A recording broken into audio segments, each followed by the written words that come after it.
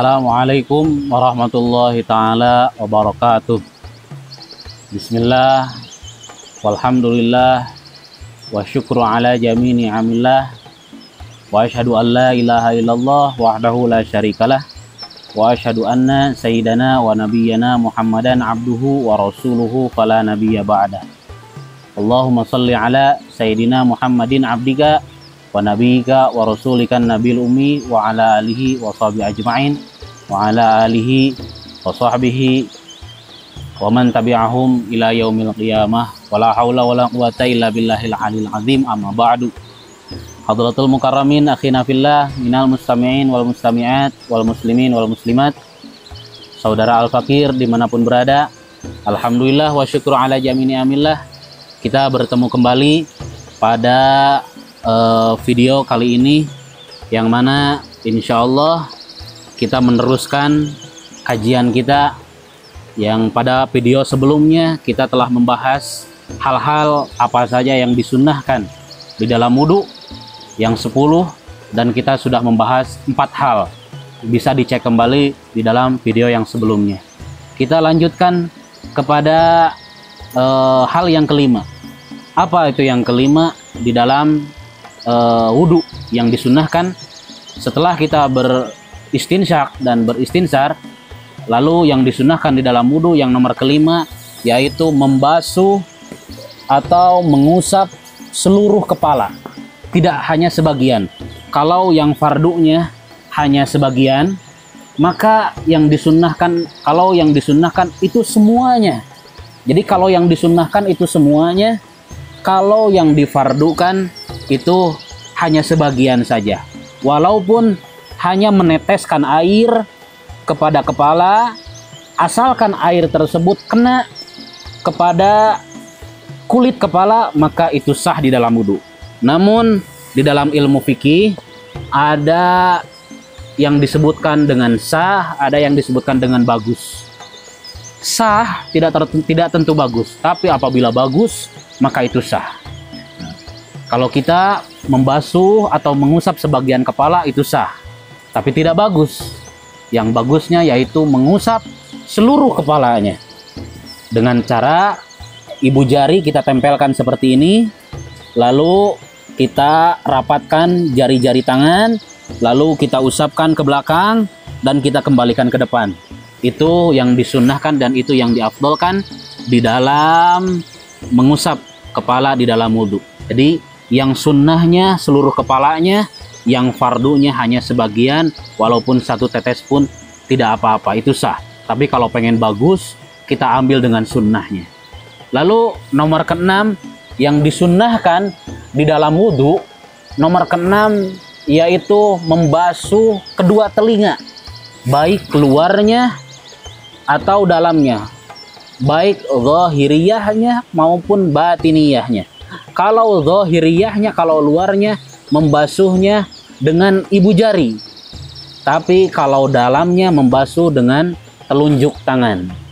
Jadi contohnya ibu jari kita simpan di luar telinga kita, nah telunjuknya kita simpan di dalam telinga. Yang pertama kita basuh yaitu luar telinganya dulu. Kita basuh luar telinga dengan ibu jari, lalu kita basuh dalam telinga dengan telunjuk. Nah, itu sunnah. Jadi membasuh telinga itu di dalam wudhu itu bukan hal yang fardu, tapi itu hal yang sunnah. Jadi kalau kita kepepet atau madarat atau sibuk atau buru-buru, lalu kita wudhu tapi lupa telinga kita tidak dibasuh, itu wudhunya tetap sah. Karena membasuh telinga hukumnya sunnah, bukan fardu di dalam mazhab Imam Syafi'i radhiyallahu ta'ala. Juga disunnahkan kembali di dalam membasuh telinga, kita mengambil air. Sesudah kita membasuh telinga, kita mengambil air lalu menekan telinga kita dengan telapak tangan kita. Kita tekan seperti ini, itu disebutnya kalau dalam wudhu itu disebutnya dengan ghurran muhajjalin, ya. Kalau di dalam kitab Bulughul Maram itu dinamakan dengan ghurran muhajjalin. Seperti itu. Jadi nomor 7, nomor 6 yang disunnahkan di dalam wudhu, yaitu membasuh telinga, baik luarnya maupun dalamnya, lalu menekan telinga. Itu yang disunnahkan di dalam wudhu. Dan nomor ketujuh yang disunnahkan di dalam wudhu, yaitu tahlilul lihyatil kasir. Ya, kalau di dalam kitabnya tahlilul lihyatil kasir. Apa itu tahlilul lihyatil kasir?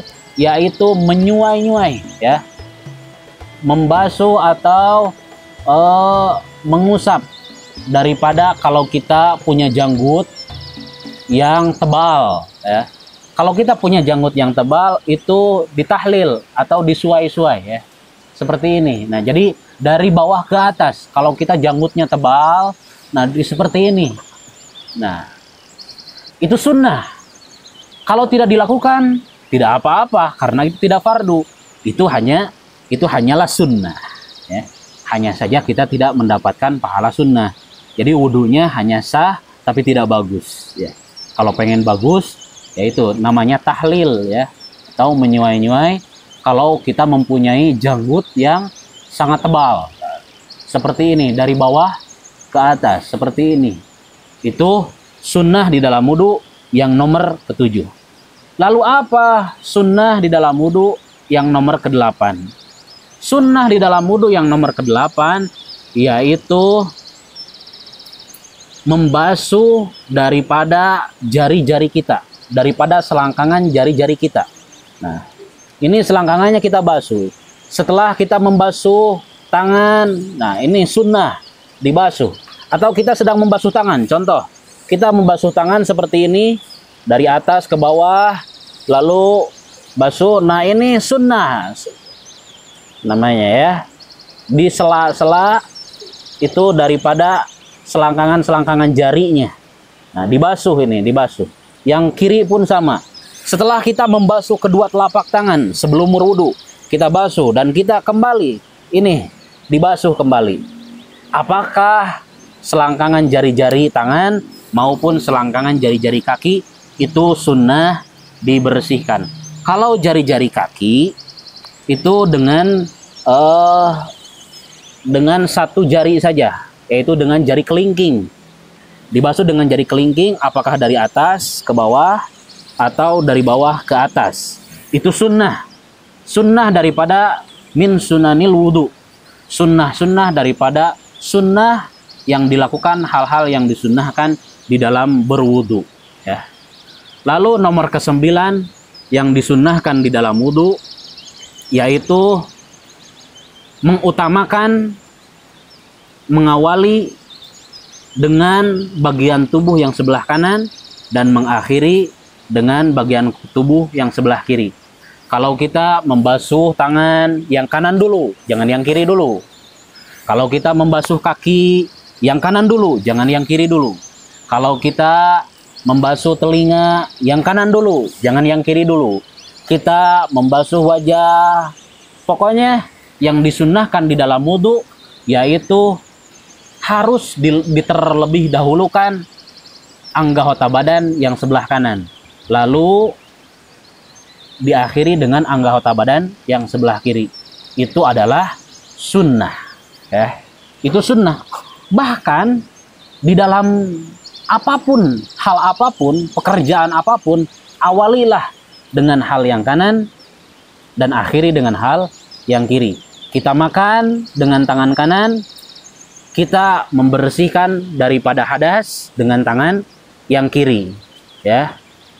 Dan apapun itu, memakai sepatu, memakai pakaian, memakai jaket, dan lain-lain pun sama. Dahulukan yang kanan, akhiri dengan yang kiri. Jangan mendahulukan yang kiri, lalu mengakhiri dengan yang kanan. Apakah memakai sendal, memakai sepatu, dan lain-lain. Jadi segala sesuatu itu harus dengan ilmunya. Kenapa sih segala sesuatu di dalam ibadah itu harus dengan ilmunya? Karena Al-Imam Ibnu Ruslan radhiyallahu ta'ala anhu di dalam kitab Zubadnya, beliau mengatakan, wa kullu man bighairi ilmin ya'malu a'maluhu mardudatun la tuqbalu.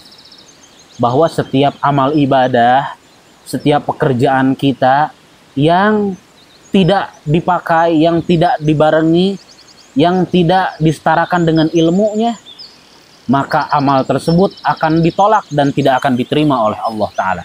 Makanya daripada itu, kita sangat penting sekali, sangat perlu sekali daripada tolabul ilmi, daripada mencari ilmu. Karena itu difardukan bagi setiap muslimin, bagi setiap mukminin, agar kita melakukan ibadah, melakukan ketakwaan, melakukan keimanan kita, ibadah kita kepada Allah Subhanahu wa Ta'ala dengan sempurna, dengan baik di hadapan Allah Subhanahu wa Ta'ala, agar kualitas ketakwaan dan keimanan kita terus meningkat di hadratnya Allah Subhanahu wa Ta'ala. Lalu nomor 10 yang terakhir, hal-hal yang disunahkan di dalam wudhu, yaitu membasuh segala sesuatu anggota badan 3 kali, ya. Membasuh wajah 3 kali, membasuh tangan 3 kali, mengusap kepala 3 kali, membasuh telinga 3 kali, membasuh kaki 3 kali, berkumur 3 kali atau madmadah,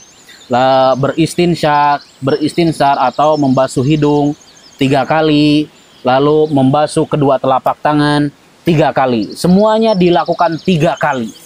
Itu adalah sunnah. Lalu bagaimana kalau kita berwudunya karena buru-buru, atau karena darurat, atau karena ada halangan? Kita membasuh wudu, anggota wudunya itu cuma 1 kali. Itu bagaimana? Itu sah. Hanya saja kembali kepada awal, tidak bagus. Jadi ada yang bagus, ada yang sah. Kalau yang sah, walaupun 1 kali pun itu sah, ya. Tapi kalau pengen bagus, pengen berkualitas tinggi, pengen spesial, pengen istimewa, maka membasuh semua anggota wudhu yang akan kita basuh dengan basuhan 3 kali. Itu adalah sunnahnya, ya. Semua itu adalah hal-hal yang disunnahkan di dalam wudhu. Yang pertama yaitu membasuh kedua telapak tangan, yang kedua berkumur atau madmadah, yang ketiga membasuh hidung atau istinsyak atau istinsar, yang kelima mengusap atau membasuh semua daripada kepalanya, yang keenam yaitu membasuh kedua telinga baik luarnya maupun dalamnya, yang ketujuh tahlilul lihyah atau menyuai-nyuai daripada janggutnya apabila mempunyai janggut yang tebal. Yang kesembilan mengutamakan, mendahulukan yang kanan dan mengakhiri yang kiri dalam segala sesuatu hal, tidak hanya dalam wudhu saja. Yang terakhir yaitu membasuh 3 kali kepada semua anggota wudhunya. Semoga apa yang Al-Fakir sampaikan bisa kita amalkan bersama-sama dan kita bisa realisasikan dalam kehidupan, di dalam amaliyah ibadah kita, khususnya di dalam wudhu kita, dan semoga menjadikan ilmu yang bermanfaat bagi semuanya, khususnya bagi Al-Fakir yang menyampaikannya, dan semoga kualitas ketakwaan, keimanan dan ibadah kita kepada Allah semakin meningkat dan kita dijadikan oleh Allah menjadi hamba yang istimewa, hamba yang derajatnya tinggi di hadratnya Allah Subhanahu wa Ta'ala. Al-Fakir tutup dengan doa, Rabbana atina fid dunya hasanah wa fil akhirati hasanah wa qina adzabannar wal afu minkum. Wassalamualaikum warahmatullahi wabarakatuh.